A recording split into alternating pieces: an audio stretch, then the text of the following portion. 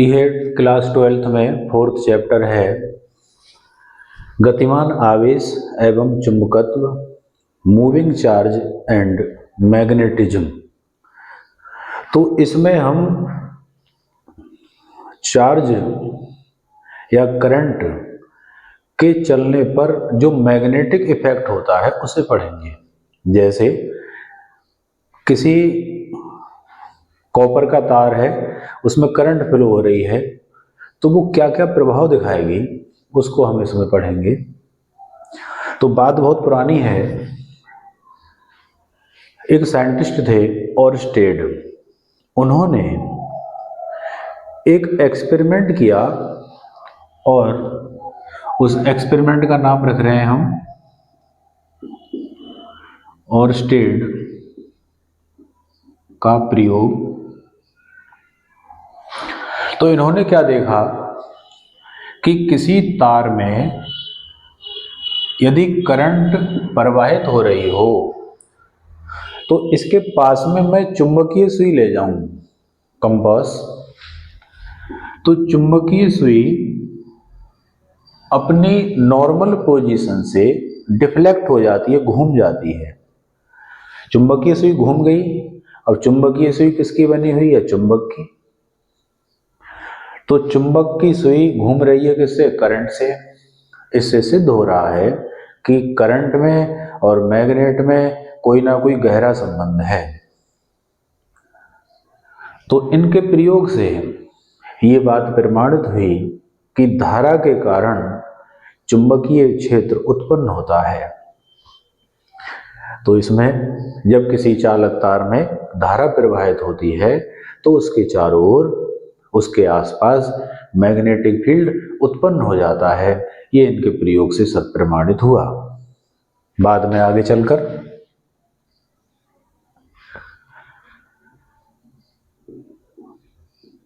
Bio Savart का नियम।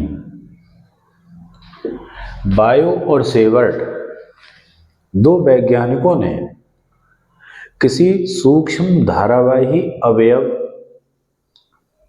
कोई स्मॉल,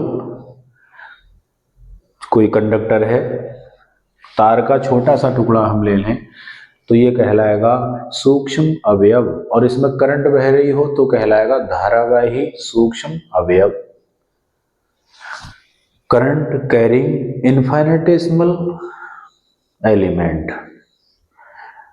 किसी बहते तार में तार का स्मॉल टुकड़ा अगर हम कंसीडर करेंगे तो वो कहलाएगा धारावाही सूक्ष्म अवयव। तो वो कितना मैग्नेटिक फील्ड बनाएगा उसके संबंध में प्रयोग इन दोनों लोगों ने किए और कुछ निष्कर्ष प्राप्त किए। उनको जरा देखते हैं।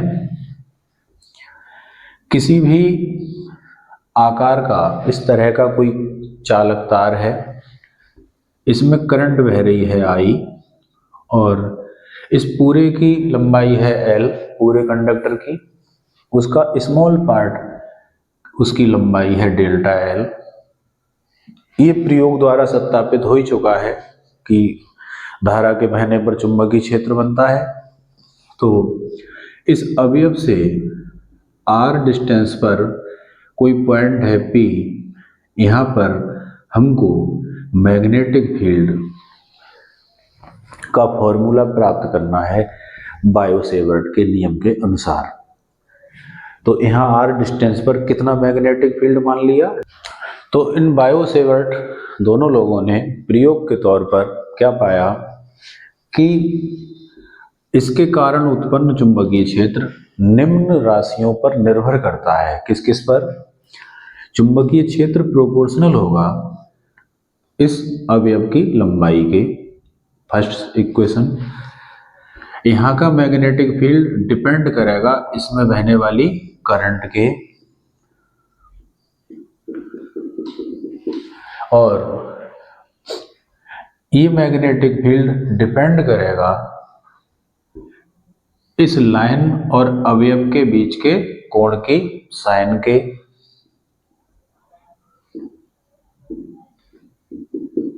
और क्या देखा इन्होंने कि मैग्नेटिक फील्ड इस चालक से दूरी के वर्ग के व्युत्क्रमानुपाती होता है, 1/r²।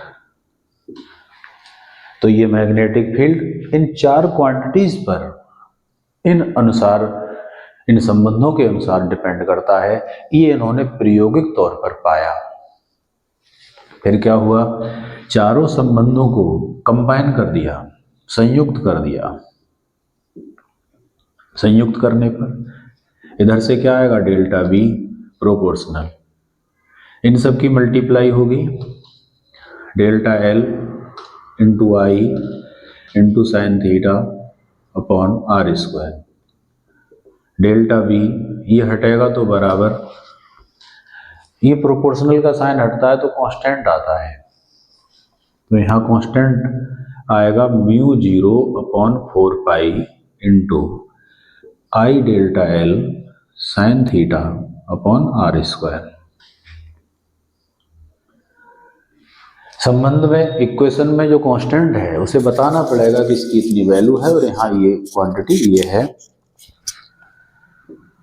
तो यहाँ μ0 अपॉन 4 कांस्टेंट की वैल्यू ली गई है 10⁻⁻7 न्यूटन पर एम्पियर स्क्वायर, और μ0 कहलाता है निर्वात की चुंबकत्वशीलता।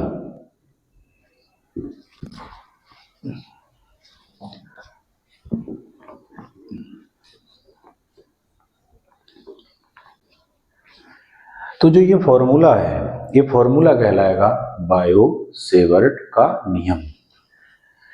इस फॉर्मूले के यूज से हम विभिन्न कंडीशन में मैग्नेटिक फील्ड का फॉर्मूला निकाला करेंगे।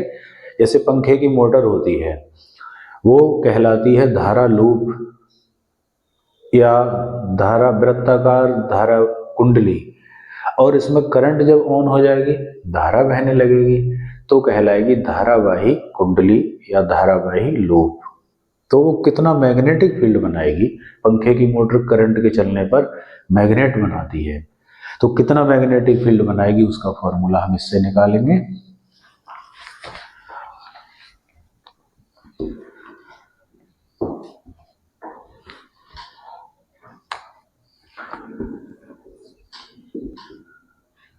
एक छोटा सा रिलेशन करने जा रहे हैं।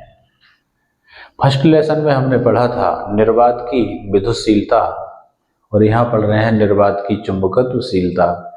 तो दोनों में आपस में क्या रिलेशन होता है वो देखने जा रहे हैं। रिलेशन बिटवीन μ0 एंड ε0, μ0 और ε0 में संबंध।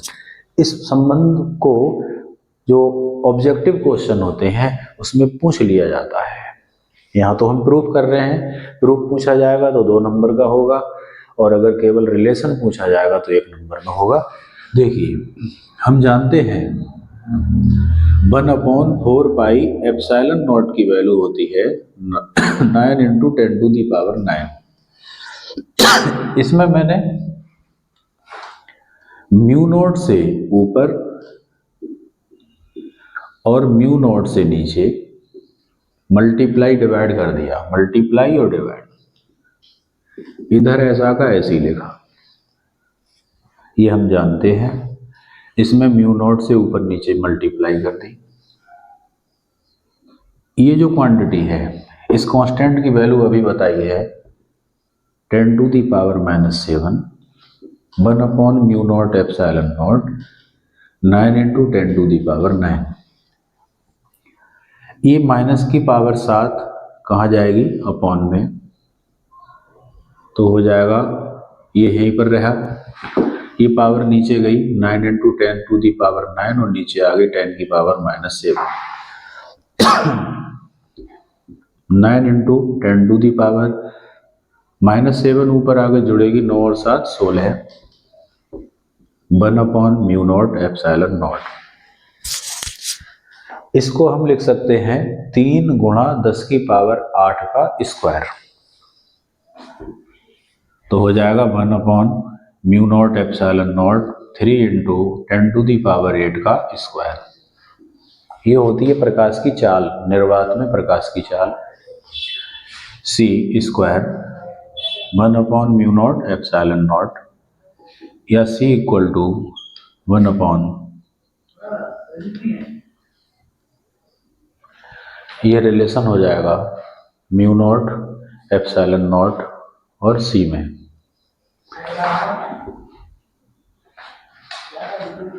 तो ऑप्शनल ऐसे आ जाता है कि 1/√, म्यू नॉट एप्सिलॉन नॉट की वैल्यू कितनी होगी, क्या मात्रक होगा। तो इसकी वैल्यू किसके बराबर होगी, सी के, और सी क्या होता है 3 इंटू 10⁸ मीटर पर सेकेंड।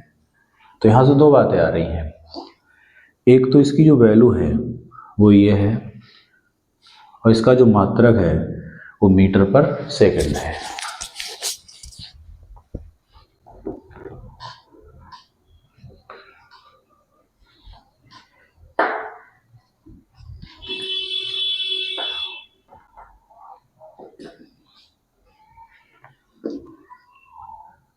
बायो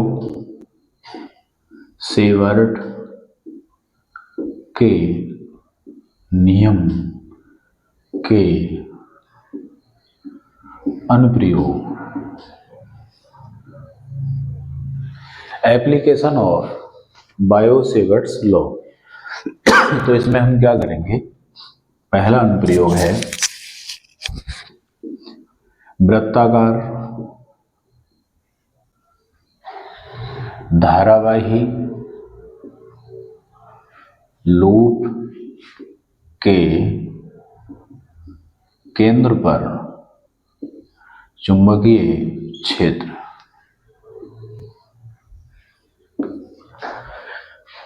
कोई तार है, इसका एग्जाम्पल तो पंखे की मोटर है, जिसमें तार को हम सर्कुलर फॉर्म में मोड़ते हैं। तो इस तरह से ये वृत्ताकार धारावाही लूप है, इसमें कई तार के फेरे लगे हुए हैं।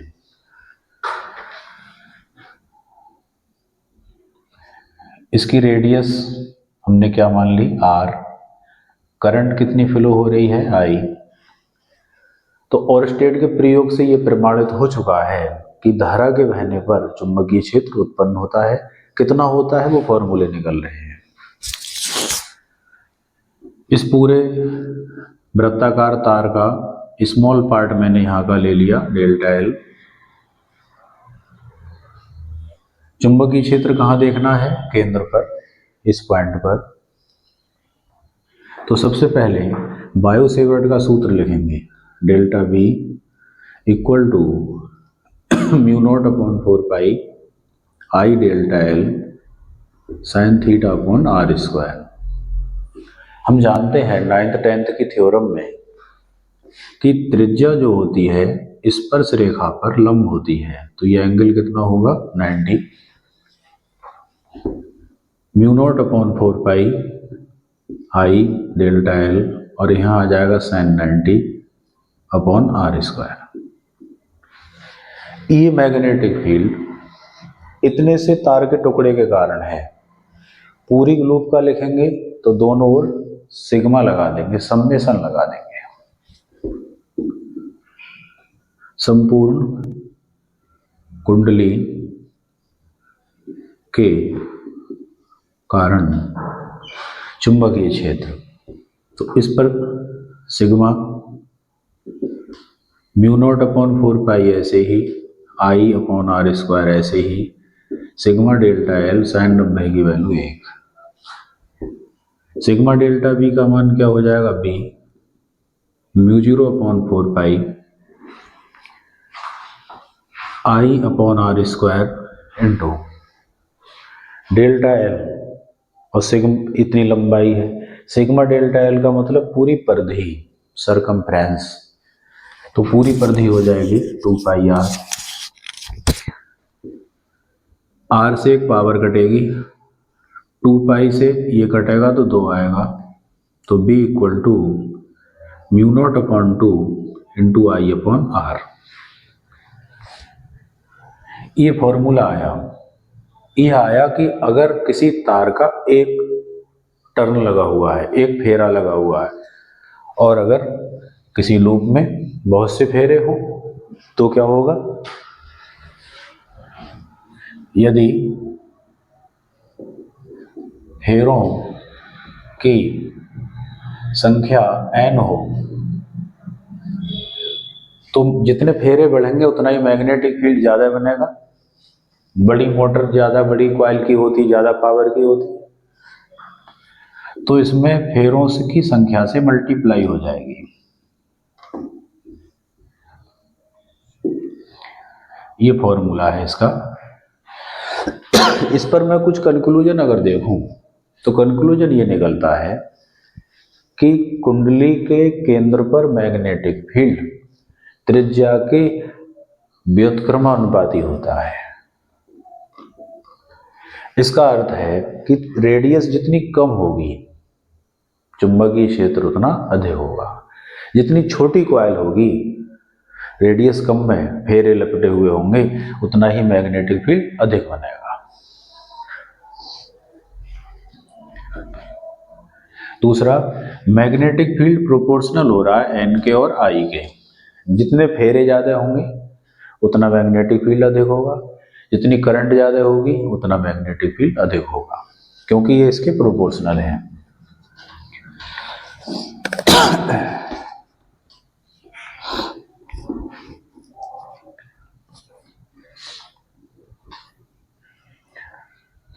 अनुप्रयोग नंबर 2। अनुप्रयोग को इंग्लिश में कहते हैं एप्लीकेशन।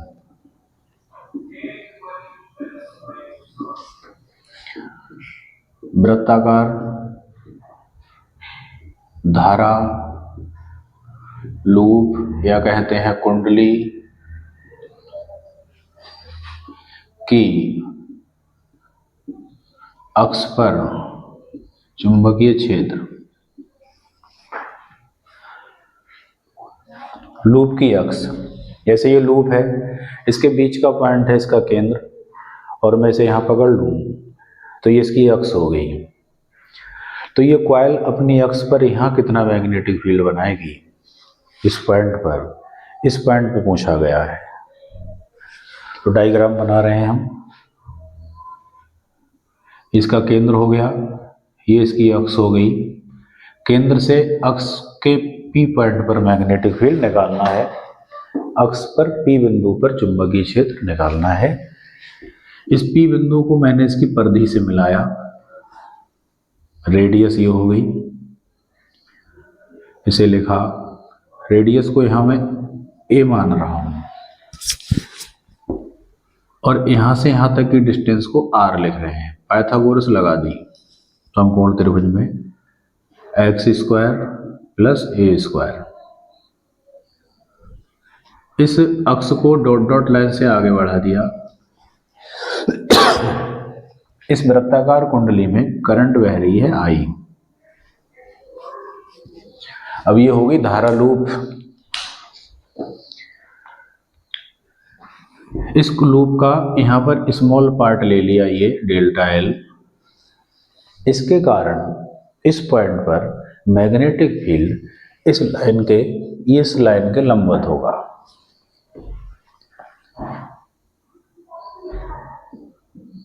ये एंगल क्या है? थीटा।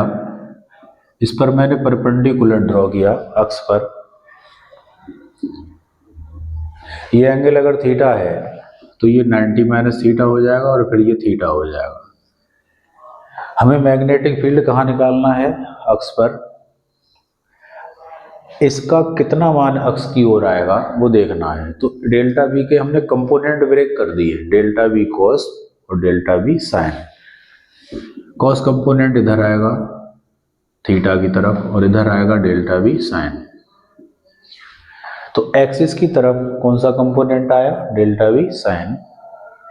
ऐसे ही अगर मैं नीचे डेल्टा एल मान लूं तो उसका कॉस कंपोनेंट इधर आ जाएगा और साइन कंपोनेंट इधर आ जाएगा। ये कॉस कंपोनेंट कैंसिल हो जाएंगे अपोजिट होने के कारण। तो कौन से कंपोनेंट ऐड होंगे? ये वाले। बिंदु P पर कुल चुंबकीय क्षेत्र, वो लिखा मैंने डेल्टा V साइन थीटा। कुल लिखेंगे तो इस पे सम्मेशन लगेगा, B लगेगा। वो प्लस हो रहा है, इसका मतलब प्लस का काम कौन कर रहा है? सिग्मा। तो दो स्टेप नहीं लिखेंगे, हम एक ही लिखेंगे, सिग्मा लगाएंगे। ये ऐसे ही लिखा, डेल्टा V की जगह बायो सेवर्ट का सूत्र लिख दिया। वो क्या है? Mu naught upon 4 pi into I delta L upon होता है R स्क्वायर, यहां से यहां तक की distance, into sine theta. Sine theta होता है लंब बटे कर्ण, लंब बटे कर्ण। तो लंब पर क्या लिखा है? A, कर्ण पर क्या लिखा है? R। इस सम्मेशन का चिन्ह इस पर कार्य करेगा।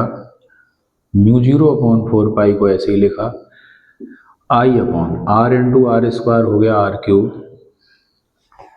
डेल्टा L तो इतनी लंबाई है, सम्मेशन डेल्टा L का मतलब पूरी सरकमफ्रेंस, पूरी परिधि, पूरी परिधि हो जाएगी 2πa, क्योंकि रेडियस A है। अगर R होती तो 2πr। ये क्या है? A अपॉन में R, ये R इसके साथ में R³ आ गया। दोबारा देखेंगे, डेल्टा V की जगह बायो सेवर्ट का सूत्र लिखा, साइन थीटा की जगह लंब बटे कर्ण लिखा A upon R, sigma delta L की जगह 2πa रेडियस A। 2 पाई से इसे काटेंगे 2 जाएगा, mu naught upon 2 I into A क्या हो गया? A square upon R³। R की वैल्यू ये है, R की वैल्यू है x square plus A square की पावर 1/2। रूट को हटाने पर पावर आती है 1/2। यहाँ R पे कितनी पावर है? 3, और यहाँ कितनी है? 1/2। तो 3 की मल्टीप्लाई 1/2 से हो जाएगी, x square plus A square की पावर 3/2। ये फॉर्मूला हमारा तब आया जब एक फेरा है और कई फेरे लगे हों। तो यदि लूप में फेरों की संख्या कैपिटल N हो तो B बराबर mu naught NI A square upon 2 x square plus A square की पावर 3/2।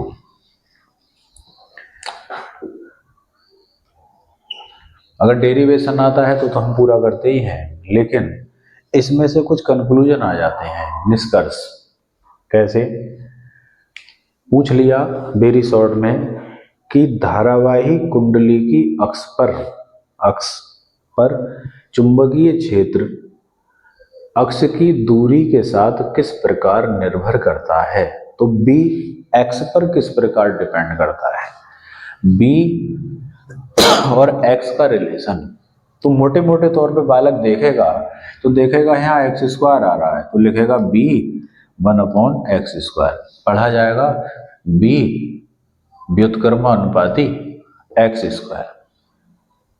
लेकिन ये गलत है, क्योंकि ब्रैकेट के ऊपर पावर कितनी है? 3/2, और ये कितनी है? 2। 2 की 3/2 से मल्टीप्लाई करो तो कितनी बची? 3। 2 से 2 ये कटकर कितनी बचेगी? 3। तो B इन्वर्सनली प्रोपोर्शनल होता है x³ के। तो हमारा वेरी शॉर्ट का आंसर क्या होगा? इसे लिखेंगे हम, ये आंसर होगा B व्युत्क्रमानुपाती x³। जब हम व्युत्क्रमानुपाती बोल देते हैं तो फिर 1/, कहने की आवश्यकता नहीं है।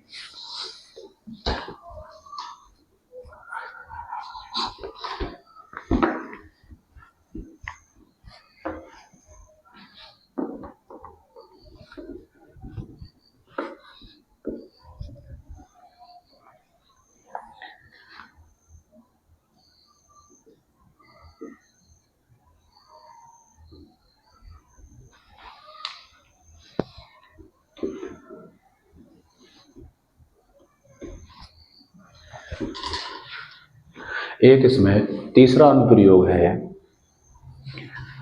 लंबे सीधे ऋजु रेखीय धारावाही तार के कारण चुंबकीय क्षेत्र। तो इसमें फॉर्मूला निकल के आएगा B equal to mu naught upon 2 pi into I upon are.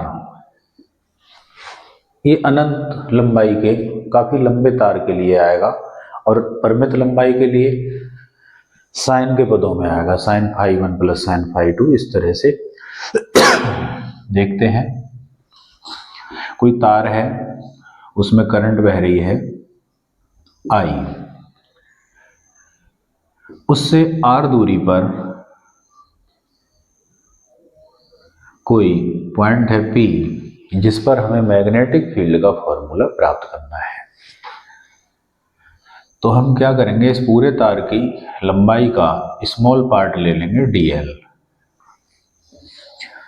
उस dl को P पॉइंट से मिला देंगे।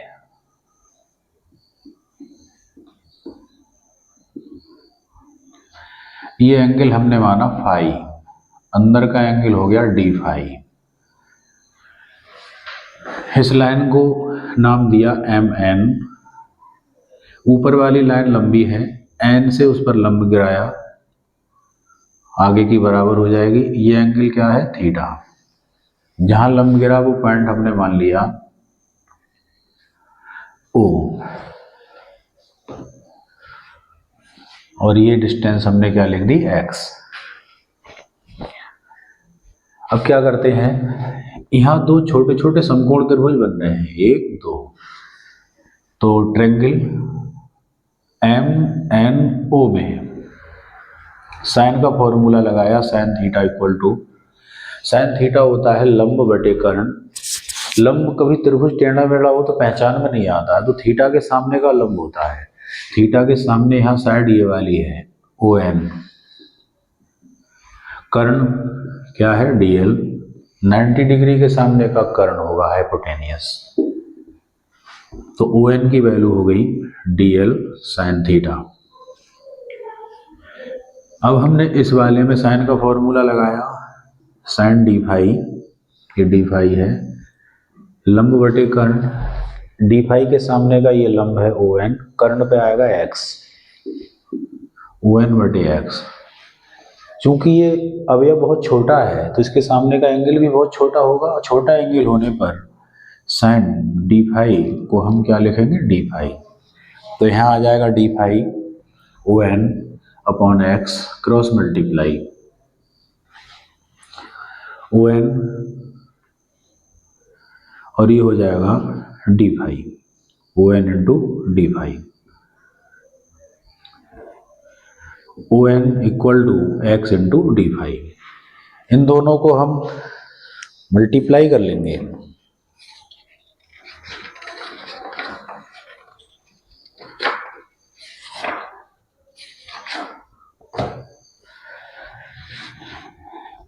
ये ON, ये ON, दोनों की LHS कैसी हैं, सेम, तो इनको हम इक्वल करा सकते हैं। इक्वल कराने पर ये हो जाएगा DL sine theta equal to x D phi. Equation number first. यहां हमने थीटा और डी फाई में एक रिलेशन बना लिया।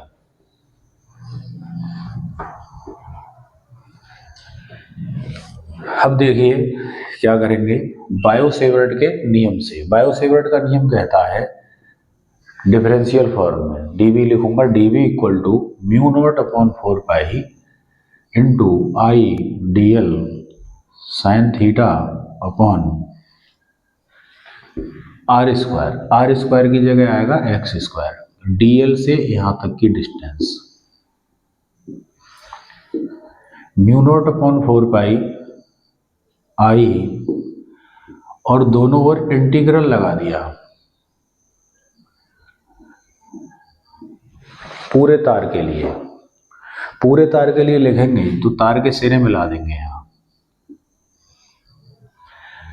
तार के सिरे मिलाएंगे तो जो नीचे का जो एंगल है इसे लिखेंगे φ1 और ऊपर का एंगल लिखेंगे φ2, और इस लाइन से नीचे का एंगल माइनस में लिखेंगे।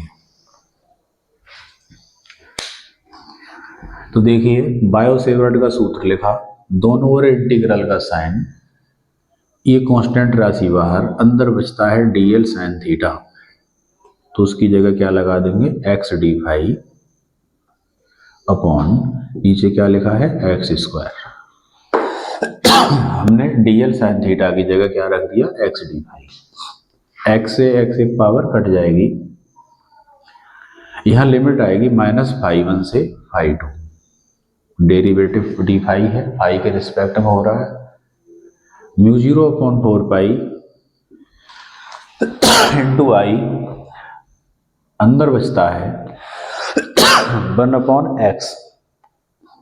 नीचे के समकोण त्रिभुज में यही देखें, इसमें ये आधार है, ये कर्ण है, तो cos का फॉर्मूला लगाओ, cos phi equal to r/x, तो x की वैल्यू निकालेंगे तो हो जाएगा r/cos फाई।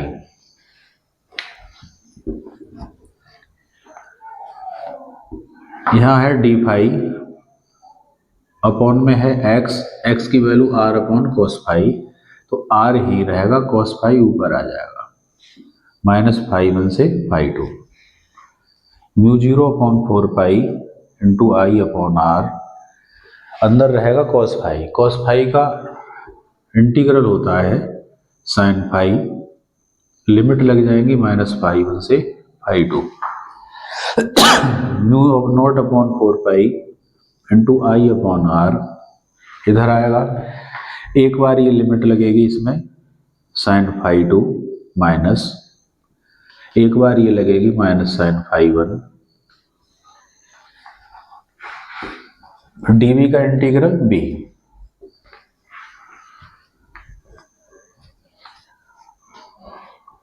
तो आ जाएगा b equal to μ0/4 into i/r sin φ2, ये sine minus theta minus sine theta हो जाएगा, ये माइनस बाहर आके यहाँ प्लस हो जाएगा, sin φ1,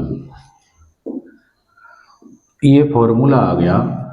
अगर हमारा वायर एक लिमिटेड लेंथ का है, परिमित लंबाई का, और तार लंबा हो, लंबा होने पर ये सिरा अगर बढ़ा दूं तो देखिए एंगल φ2 का मान बड़ा हो रहा है, और बढ़ा दूं तो φ2 का मान और बड़ा हो रहा है, तो बहुत लंबे तार का φ2 लगभग 90 डिग्री को अप्रोच कर जाएगा, ऐसे ही φ1 भी बढ़ जाएगा, तो φ1 अनंत लंबाई के तार, अनंत मतलब अपरिमित लंबाई के तार के लिए φ1 इक्वल टू, φ1 लगभग बराबर 90 डिग्री और φ2 लगभग बराबर 90 डिग्री। ये दोनों वैल्यू हम इस इक्वेशन में पुट करेंगे तो क्या आएगा, b equal to μ0/4 into i/r sine φ2 कितना लगेगा 90 plus sign 90, μ0/4 into i/r sign 90 की वैल्यू 1 और 1, तो 1 और 1 कितने हो गए 2, 2 से कटेगा तो कितना आएगा 2 पाई, तो फॉर्मूला हो जाएगा b equal to μ0/2 into i/r।